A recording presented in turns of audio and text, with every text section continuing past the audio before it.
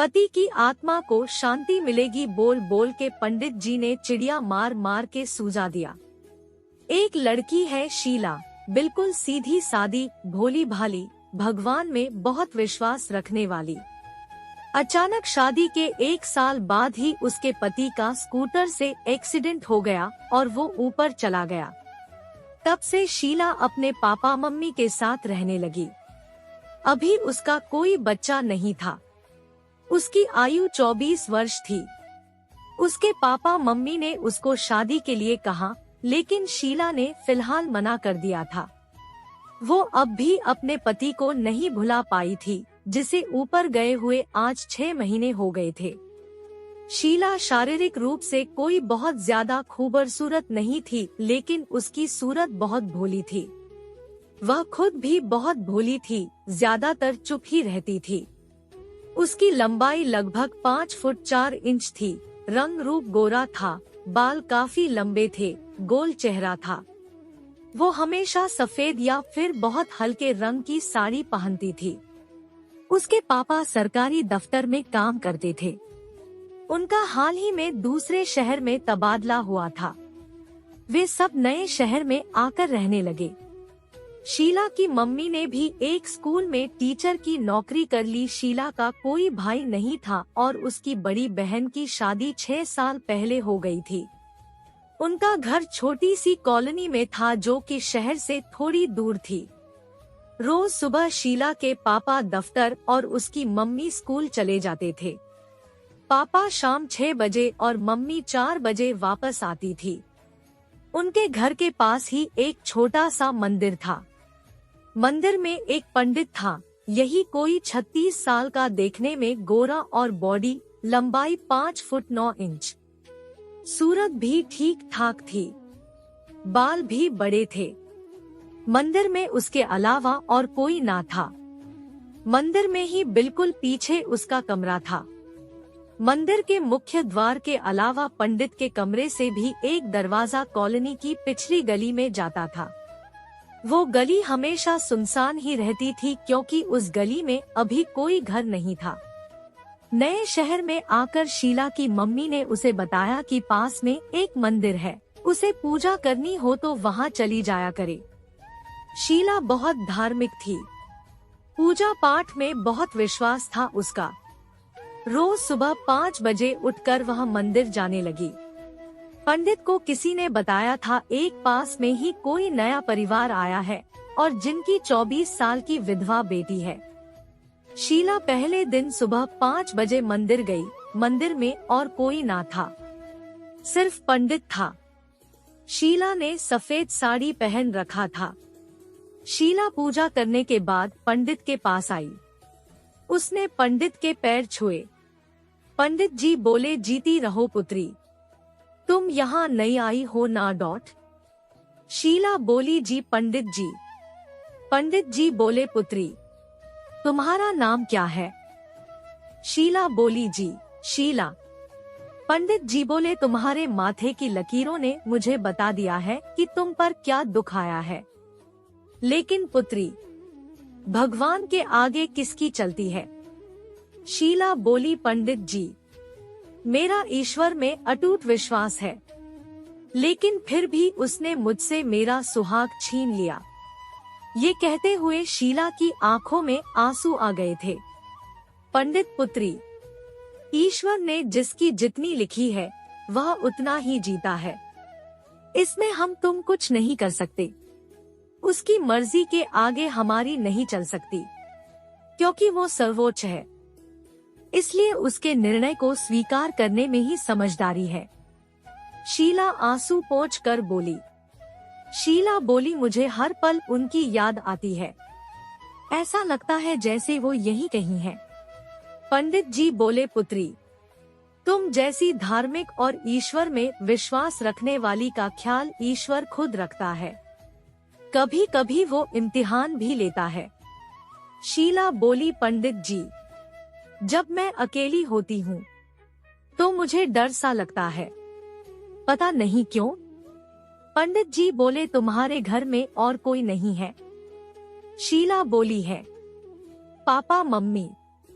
लेकिन सुबह सुबह ही पापा अपने दफ्तर और मम्मी स्कूल चली जाती है। फिर मम्मी 4 बजे आती है। इस दौरान मैं अकेली रहती हूँ और मुझे बहुत डर सा लगता है। ऐसा क्यों है पंडित जी? पंडित जी बोले, पुत्री, तुम्हारे पति के स्वर्गवास के बाद तुमने हवन तो करवाया था ना? शीला बोली, नहीं। कैसा हवन पंडित जी? पंडित जी बोले, तुम्हारे पति की आत्मा की शांति के लिए यह बहुत आवश्यक होता है। शीला बोली, हमें किसी ने बताया नहीं पंडित जी। पंडित जी बोले, यदि तुम्हारे पति की आत्मा को शांति नहीं मिलेगी तो वो तुम्हारे आसपास भटकती रहेगी और इसलिए तुम्हें अकेले में डर लगता है। शीला बोली, पंडित जी, आप ईश्वर के बहुत पास है, कृपया आप कुछ कीजिए ताकि मेरे पति की आत्मा को शांति मिल सके।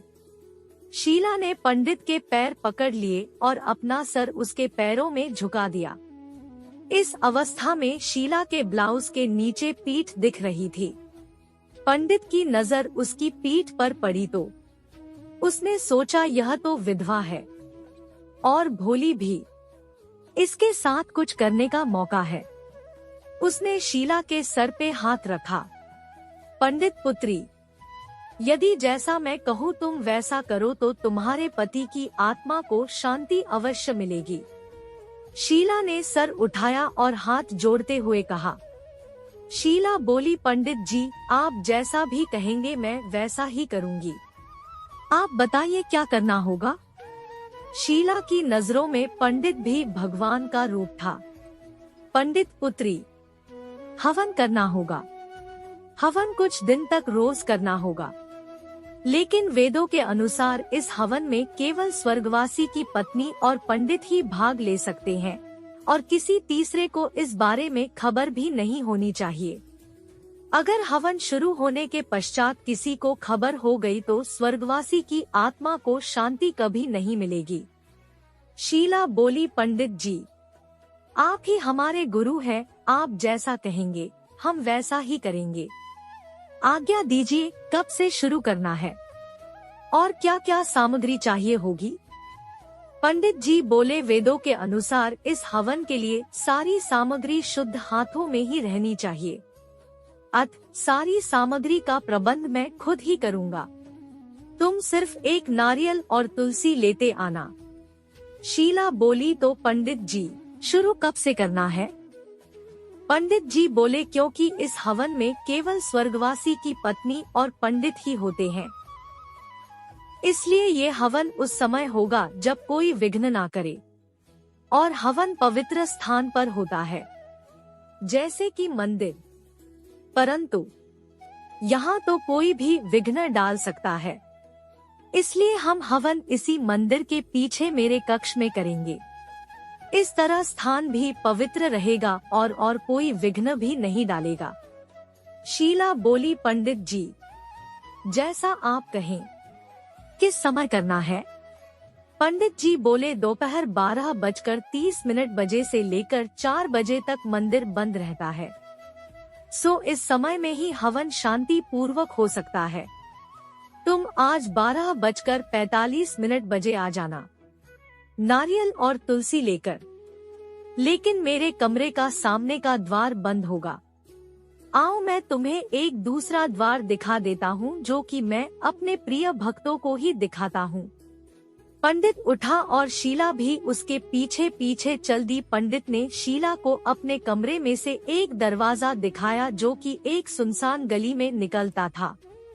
उसने गली में ले जाकर शीला को आने का पूरा रास्ता समझा दिया। पंडित जी बोले, पुत्री, तुम रास्ता तो समझ गई ना? शीला बोली, जी पंडित जी, ये याद रखना कि ये हवन की विधि सबसे गुप्त रहना चाहिए, वरना तुम्हारे पति की आत्मा को शांति कभी ना मिल पाएगी। शीला बोली, पंडित जी, आप मेरे गुरु हैं, आप जैसा कहेंगे मैं वैसा ही करूंगी। मैं ठीक 12:45 बजे आ जाऊंगी। ठीक 12:45 पर शीला पंडित के बताए हुए रास्ते से उसके कमरे के दरवाजे पर आ गई और खटखटाया।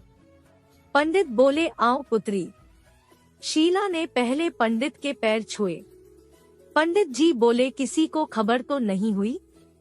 शीला बोली नहीं पंडित जी, मेरे पापा मम्मी जा चुके हैं और जो रास्ता आपने बताया था मैं उसी रास्ते से आई हूँ। किसी ने नहीं देखा। पंडित ने दरवाजा बंद किया। पंडित जी बोले चलो फिर हवन आरंभ करें। पंडित का कमरा ज्यादा बड़ा ना था। उसमें एक खाट थी, बड़ा सा शीशा था। कमरे में सिर्फ एक 40 वाट का बल्ब ही जल रहा था। पंडित ने कमरे में ईंटों का हवन कुंड बनाया हुआ था, उसी में हवन के लिए आग जलाई और सामग्री लेकर दोनों आग के पास बैठ गए। पंडित मंत्र बोलने लगा। शीला ने वही सुबह वाला साड़ी ब्लाउज पहना था। पंडित ये पान का पत्ता दोनों हाथों में ले लो। शीला और पंडित साथ साथ बैठे थे। दोनों चौकड़ी मार के बैठे थे। दोनों की पैर एक दूसरे को टच कर रही थी। शीला ने दोनों हाथ आगे करके पान का पत्ता ले लिया। पंडित ने फिर उस पत्ते में थोड़े चावल डाले, फिर थोड़ी चीनी, थोड़ा दूध। फिर उसने शीला से कहा, पुत्री अब तुम अपने हाथ को मेरे हाथ में रखो। मैं मंत्र पढ़ूंगा और तुम अपने पति का ध्यान करना।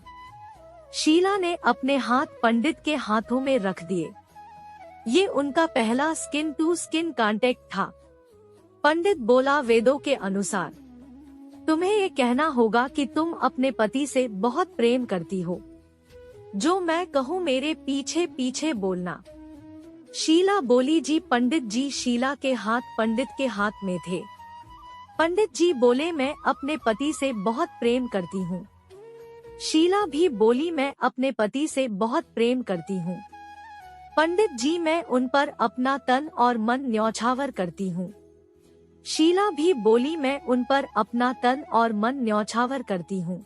पंडित अब पान का पत्ता मेरे साथ अग्नि में डाल दो। दोनों ने हाथ में हाथ लेकर पान का पत्ता आग में डाल दिया। पंडित जी बोले वेदों के अनुसार अब मैं तुम्हारे चरण धोऊंगा। अपने चरण यहाँ सीधे करो। शीला ने अपने पैर सीधे किए। पंडित ने एक गिलास में से थोड़ा पानी हाथ में लिया और शीला के पैरों को अपने हाथों से धोने लगा। पंडित जी बोले तुम अपने पति का ध्यान करो। पंडित मंत्र पढ़ने लगा। शीला आंखें बंद करके पति का ध्यान करने लगी। शीला इस वक्त पैर ऊपर की तरफ मोड़कर बैठी थी। पंडित ने उसके पैर थोड़े से उठाए और हाथों में लेकर पैर धोने लगा। पैर उठने से शीला की साड़ी के अंदर का नजारा दिखने लगा। साड़ी के अंदर के अंधेरे में हल्की हल्की उसकी सफेद भी, लेकिन शीला की आंखें बंद थी।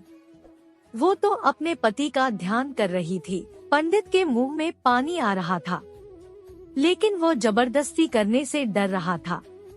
सो उसने सोचा लड़की को हिट किया जाए। पैर धोने के बाद कुछ देर उसने मंत्र पढ़े। पंडित जी बोले पुत्री आज इतना ही काफी है। असली पूजा कल से शुरू होगी।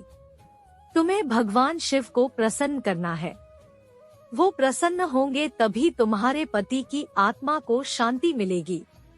अब तुम कल आना। शीला जो आज्ञा पंडित जी। अगले दिन पंडित जी बोले आओ पुत्री, तुम्हें किसी ने देखा तो नहीं? अगर कोई देख लेगा तो तुम्हारी पूजा का कोई लाभ नहीं। शीला बोली नहीं पंडित जी, किसी ने नहीं देखा।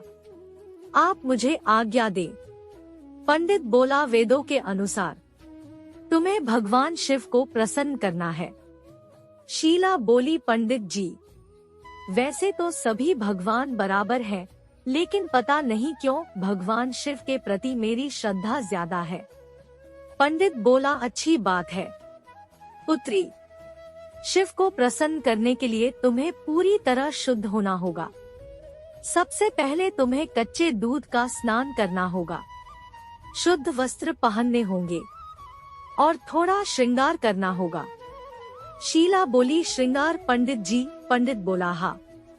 शिव स्त्री प्रिय विमन लविंग है, सुंदर स्त्रियां उन्हें भाती है। यूँ तो हर स्त्री उनके लिए सुंदर है, लेकिन श्रृंगार करने से उसकी सुंदरता बढ़ जाती है। जब भी पार्वती जी को शिव को मनाना होता है तो वे भी श्रृंगार करके उनके सामने आती है। शीला बोली, लेकिन पंडित जी, क्या एक विधवा का श्रृंगार करना सही रहेगा? पंडित पुत्री, शिव के लिए कोई भी काम किया जा सकता है, विधवा तो तुम इस समाज के लिए हो। शीला, जो आज्ञा पंडित जी। पंडित, अब तुम स्नानगृह बाथरूम में जाकर कच्चे दूध का स्नान करो। मैंने वहाँ पर कच्चा दूध रख दिया है, क्योंकि तुम्हारे लिए कच्चा दूध घर से लाना मुश्किल है। और हाँ, तुम्हारे वस्त्र भी स्नानगृह में ही रखे हैं। पंडित ने नारंगी कलर का वस्त्र बाथरूम में रखा था। शीला दूध से नहा कर आई। सिर्फ कुछ ही कपड़े में उसे पंडित के सामने शर्म आ रही थी। शीला बोली, पंडित जी। पंडित बोला, आ गई। शीला, पंडित जी, मुझे इन वस्त्रों में शर्म आ रही है। पंडित बोला, नहीं पुत्री, ऐसा ना बोलो, शिव नाराज हो जाएंगे। ये जोगिया वस्त्र शुद्ध है, यदि तुम शुद्ध नहीं होगी तो शिव प्रसन्न कदापि नहीं होंगे। शीला बोली, लेकिन पंडित जी, पंडित बोला, ओ, मैंने देखा ही नहीं। वैसे तो पूजा केवल 2 घंटे की ही है, लेकिन यदि तुम इन वस्त्रों के कारण पूजा नहीं कर सकती को हम कल से पूजा कर लेंगे। लेकिन शायद शिव को ये विलंब अच्छा ना लगे। शीला बोली, नहीं पंडित जी, पूजा शुरू कीजिए। पंडित, पहले तुम उस शीशे पे जाकर श्रृंगार कर लो, श्रृंगार की सामग्री वही है। शीला ने लाल लिपस्टिक लगाई, थोड़ा रूज और थोड़ा परफ्यूम लगा लिया। श्रृंगार करके वो पंडित के पास आई। पंडित बोला, अति सुंदर पुत्री, तुम बहुत सुंदर लग रही हो। शीला शर्माने लगी। ये फीलिंग्स उसने पहली बार अनुभव की थी। पंडित बोला, आओ पूजा शुरू करें। वो दोनों अग्नि के पास बैठ गए। पंडित ने मंत्र पढ़ने शुरू किए। हवन कुंड की अग्नि से थोड़ी गर्मी हो गई थी, इसलिए पंडित ने अपना कुर्ता उतार लिया। उसकी बॉडी पहलवानों जैसी थी। अब वो केवल एक लुंगी में था। शीला थोड़ा और शर्माने लगी। दोनों चौकड़ी मार के बैठे थे। दोस्तों, कहानी अभी बाकी है, तब तक इंतजार करें। तो दोस्तों, ये थी हमारी आज की कहानी। उम्मीद करते हैं कि आपको पसंद आई होगी। वीडियो को लाइक कर दीजिए और चैनल को सब्सक्राइब कर लीजिएगा। और हाँ, कमेंट बॉक्स में अपनी कीमती राय जरूर दीजिएगा। मिलते हैं आपसे अगली वीडियो में, तब तक के लिए धन्यवाद।